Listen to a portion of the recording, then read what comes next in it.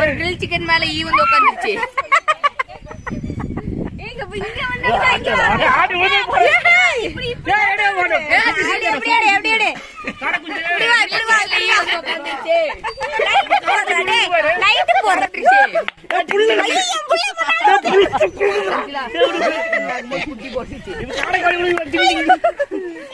Grill chicken வேகும் போது குட்டி போட்டுருச்சுங்க கைஸ்.